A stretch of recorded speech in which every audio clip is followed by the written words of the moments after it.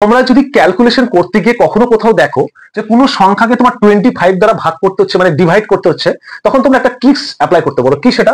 যখনই দেখবে কোনো সংখ্যাকে 25 দ্বারা ডিভাইড করতে হচ্ছে, তখন তুমি উপরে মানে লবে বা নিউমারেটরে যে নাম্বারটা আছে তাকে 4 দিয়ে মাল্টিপ্লাই করো। 4 দিয়ে মাল্টিপ্লাই করলে কত হয় দেখো, 4 6 24, 0 আছে 24ই হবে, 4 1 4। এই যে মাল্টিপ্লাই বা গুণ করে যে নাম্বারটা পেলাম তার 2 ঘর বাঁ দিকে দশমিক বসিয়ে দাও, 1 ঘর 2 ঘর এই দশমিক বসিয়ে দাও, এটাই তোমার উত্তর হবে। পরেরটা দেখো, আমি দেখতে পাচ্ছি না 25 দ্বারা কি করছে, ডিভাইড করতে বলেছে, তাহলে আমি কি করবো, সঙ্গে সঙ্গে 4 দ্বারা মাল্টিপ্লাই করবো। তাহলে 3 4 12 2, 4 4 16 17, 4 2 8 9, এই হলো আমার গুণফল। এবার কি করবে, বাঁ দিকে 2 ঘর পর দশমিক 1 2, তাহলে এখানে দশমিক বসে আমার অ্যান্সার হয়ে গেছে। যদি বুঝে গেছো তাহলে নিশ্চয়ই এর উত্তরটা করতে পারবে। এবার আমরা একটু জেনে নেবো কেন এমনটা করা হলো বা হয়।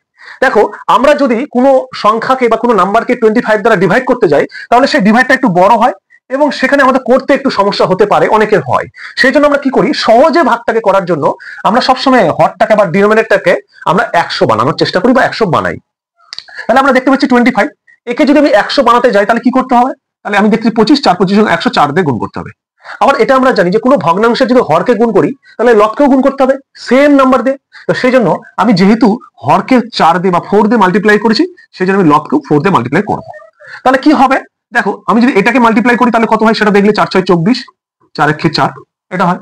আর নিচে কি হয়, 4 25 100 100। এবার দেখো 25 দিয়ে ভাগ করাচ্ছে 100 দিয়ে ভাগ করা সহজ হলো, কারণ আমার কি করবো, জাস্ট দুটো 0 0 2 ঘর পর দশমিক বসিয়ে দেবো বাঁ দিকে, তাহলে এটা হবে 4 2 4, এই দিক থেকে 2 ঘর পর এখানে দশমিক বসছে।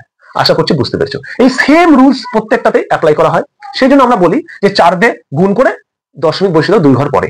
যদি বুঝতে পেরেছো ভিডিওটাকে লাইক করে দিও, ভালো লাগলে চ্যানেলটিকে সাবস্ক্রাইব করে পাশে থেকো।